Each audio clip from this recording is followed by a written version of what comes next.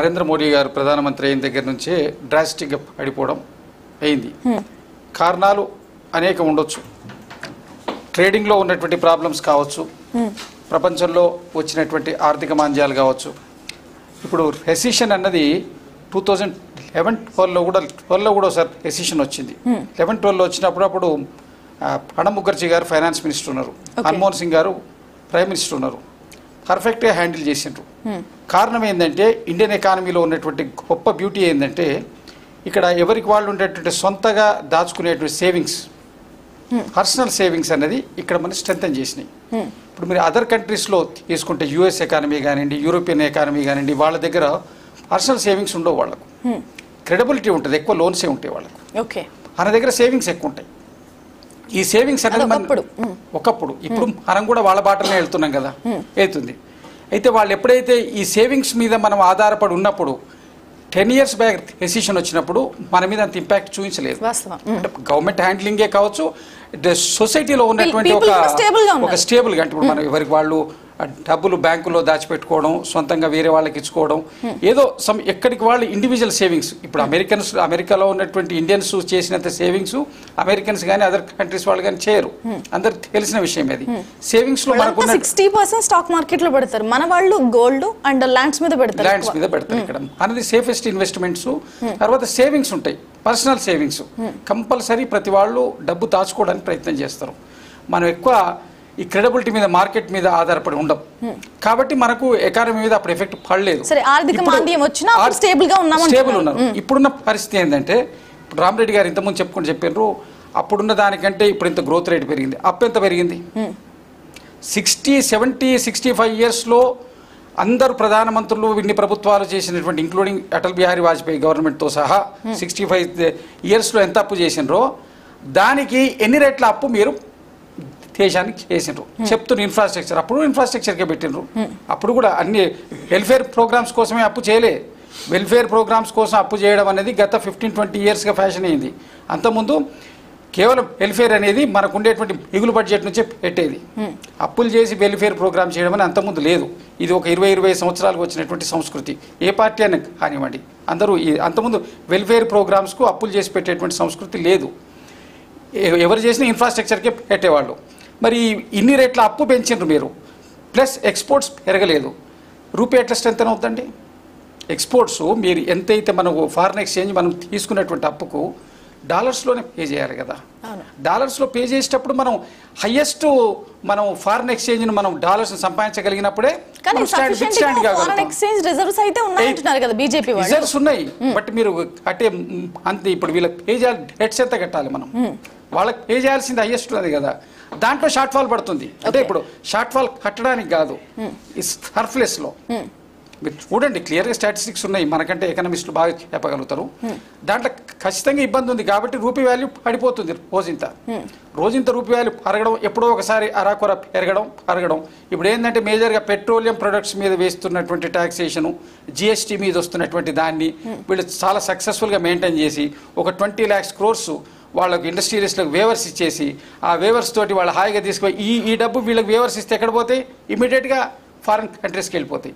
ఇప్పుడు మీరు ఒక రైతుకో, ఒక కామన్ మ్యాన్కో వేవర్ ఇస్తే ఆ డబ్బు ఇక్కడే ఉంటుంది. మీరు ఇప్పుడు వీళ్ళు ఎప్పుడైతే ఈ పెద్ద పారిశ్రామికవేత్తలకి మీరు ఇచ్చినటువంటి రాయితీలు ఈ దేశంలో ఉండదు ఆ డబ్బు. అది కూడా ఇక్కడ మనకు ఉన్న దాంట్లో ఎక్స్పెక్ట్ చేశారు 2019లో వాళ్ళు ఏదైతే మినహాయింపు ఇచ్చారో 1,86,000 ఇప్పటి వరకు 20 lakhs crores ఇచ్చిండ్రు. పెట్టుబడి పెడతారని ఎక్స్పెక్ట్ చేశారు, కానీ ఒక్క పెట్టుబడి కూడా పెట్టలేదు. అయిన తర్వాత కోవిడ్ అయిన తర్వాత ఒక్క నిమిషం సార్, నాట్ ఓన్లీ అదాని, చాలా ఒక 10 groups ఉన్నాయి వాళ్ళని. తర్వాత ఆఫ్టర్ కోవిడ్ నిర్మలా సీతారామన్ గారు వారికి చేతులెత్తి దండం పెట్టాలి. వారు ఒక రాయితీల చిట్టా చదివినరు. అది ఎంఎస్ఎన్లు, ఎన్ఎస్ఎన్లు వాళ్ళకి ఎవరికో ఇస్తున్నారు. ఎవరికి అమలైందో ఎక్కడన్నా కాస్త దానికి ఉంటే చూపించమనండి. ఆఫ్టర్ కోవిడ్ ఇంపాక్ట్ నుంచి బయటికి రావడానికి ఇండస్ట్రీస్ వీళ్ళు ఏవైతే అనౌన్స్ చేసినరో, మన స్మాల్ స్కేల్ ఇండస్ట్రీస్ కానివ్వండి, కాటేజ్ ఇండస్ట్రీస్కు, వీటికి ఒక్కటి కూడా వాళ్ళకి సరైనటువంటి లబ్ధి చెందకపోబట్టి ఆఫ్టర్ కరోనా చాలా ఈ మిడిల్ స్టేజ్లో ఉన్న ఇండస్ట్రీస్, కాటే ఇండస్ట్రీస్, స్మాల్ ఎస్ఎంఎస్ ఇవన్నీ చాలా వరకు షట్ డౌన్ అయిపోయాయి. అవును, ఇప్పుడు కూడా షట్ డౌన్ కావడం వల్ల ప్రొడక్షన్ తగ్గింది. తగ్గింది. జాతీయ స్థూల ఉత్పత్తి ఎందుకు తగ్గుతుంది మనకు అంటే కారణం ఇక్కడ ఉన్న ప్రొడక్షన్ తగ్గింది. దీనికంటే మనం అక్కడ నుంచి ఏదో చీప్గా ఓవర్కేట్ ఇంపోర్ట్ చేసుకుంటే అయిపోద్ది కదా అని ఇంపోర్ట్ చేసుకుంటున్నాం. వాళ్ళకి తక్కువ ఇంపోర్ట్ డ్యూటీ పెట్టి ఇంపోర్ట్ చేసుకుంటున్నాం, తీసుకుంటుంది అయిపోతుంది. రెండోది మన ఎక్స్పోర్ట్స్ ఎందుకు పెరుగుతలేవు? కారణం మన మేజర్ మనది ఏ కంట్రీ సర్వీస్ సెక్టర్ కాదు. మీరు ఉన్నటువంటి ఇంజనీరింగ్ అంటే సాంప్రదాయకంగా ఒక 10-15 జ్యువెలరీసు, మన ఇంజనీరింగు, ఆ తర్వాత ఫార్మాసిటికల్, కొన్ని ఇప్పుడు మన సర్వీస్ సెక్టర్ ఇవన్నీ ఏవి ఉన్నా మన మేజర్ అగ్రికల్చర్ కంట్రీ. ఎక్కడో చైనాలో ఉన్న ఫుడ్ మనం ఇక్కడ తింటున్నాం. ఏది మంచూరియాలు, నూడిల్స్ మనకి హ్యాబిట్ అయింది. మన వ్యవసాయక దేశం 65%, 60-65% ఈ రోజు స్టిల్ టుడే మన దేశంలో వ్యవసాయం మీదే, ఆ వ్యవసాయము వ్యవసాయ ఆధారితంగా జీవిస్తున్నటువంటి వాళ్ళు. వీళ్లకు ఈ వ్యవసాయ ఉత్పత్తులను మనం కనుక ఇంటర్నేషనల్ మార్కెట్లో మార్కెట్ చేసుకోలేకపోతే మీరు ఏ విధంగా ఇక్కడ ఎక్స్పోర్ట్స్ పెరుగుతాయి? పెరిషబుల్ గూడ్స్, మ్యాంగోస్ కానివ్వండి, సీజనల్ ఎక్స్పోర్ట్స్ అని ఆగిపోయినాయి. టోటల్గా కూడా ఒక 5 to 6 years నుంచి ఆఫ్టర్ కరోనా అంతకుముందు కొద్ది గొప్ప జరిగినాయి. పెరిషబుల్ గూడ్స్ మ్యాక్సిమం ఆగిపోయినాయి. ఇవన్నీ అగ్రికల్చర్ ప్రోడక్ట్స్ మీద వీళ్ళు కాన్సన్ట్రేట్ చేయకపోవడం, సరే ప్రాసెస్డో డైరెక్ట్ అగ్రికల్చర్ గూడ్స్ మనం ఎక్స్పోర్ట్స్ చేయడం అనేది చేయకపోతే ఇక్కడ మేజర్ ప్రొడక్షన్ అది కదా మనది. దాని మీద మనకు ఫోకస్ లేదు కదా. ఫోకస్ లేనప్పుడు ఎట్లా పెరుగుతాయి ఎక్స్పోర్ట్స్? ఇండియన్ ఎట్లా స్ట్రెంత్ అవుతుంది? ఏమి లేదండి. జిఎస్టీ ఇప్పుడు మాట్లాడుతున్నారు కదా, ఇప్పుడు వాళ్ళ ఫుడ్ పెట్టడం ఏందండి. ఇప్పుడు సర్ప్లస్ 13-14లో రామరెడ్డి గారు చెప్పుకుంటూ వారే కోడ్ చేసినారు. 13-14లో సర్ప్లస్గా వచ్చినటువంటి ఫుడ్ ఆహార నిల్వలు కంటిన్యూషన్ మెయింటైన్ అవుతూ వస్తున్నాయి. వాటిని ఖర్చు చేయాల్సిన ఆవశ్యకత కూడా ఉన్నది. కాబట్టి వాటిని ఇప్పుడు దాని కింద ఇస్తున్నారు. ఇప్పుడు మన ఫుడ్ ఇస్తున్నారు కదా వీళ్ళకు రేషన్ కార్డు మీద ఇస్తున్నారు. దాని 4 కిలోలు 5 కిలోలు బియ్యంతో మొత్తం కోవిడ్కి చేయాల్సిన రిలీఫ్ అంతా అయిపోయిందా? కోవిడ్ వల్ల ఎంత ఎఫెక్ట్ అయ్యింది దాని మీద జరిగిందా? 4 కిలోలు బియ్యం ఇవ్వడంతో అయిపోయిందా? ఇండస్ట్రీస్కి ఏమి ఇవ్వలేదు, కామన్ మ్యాన్కి ఏమి ఇవ్వలేదు. లోన్స్ ఈఎంఐస్ కట్టుకున్న వాళ్ళకి వేవర్ ఇస్తా అని చెప్పి దానికి 3 వాళ్ళ దగ్గర మిత్తి వసూలు చేసిండ్రు. ఈఎంఐస్ లాస్ట్ వరకు వచ్చే వరకు అన్నిట్లలో కూడా ముక్కుపిండి వసూలు చేసి కామన్ మ్యాన్ను చాలా ఇబ్బందుల పాలు చేసి కంట్రీని అధోగతి పాలు చేస్తున్నారు. వీళ్ళు చెప్పడం ఏంటంటే ఫాస్ట్ గ్రోయింగ్ ఎకానమీ. ఎక్కడండి ఫాస్ట్ గ్రోయింగ్ ఎకానమీ?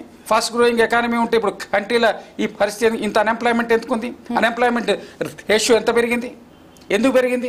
ఇక్కడ మీకు జీడిపి కరెక్ట్ ఉండి ప్రొడక్షన్ బాగుంటే ఇక్కడ ఎంప్లాయ్మెంట్ స్కేర్సిటీ రాదు కదా. సర్వీస్ సెక్టర్ లో ఉన్నటువంటి వాళ్ళు ఎంతమంది ఉన్నారు?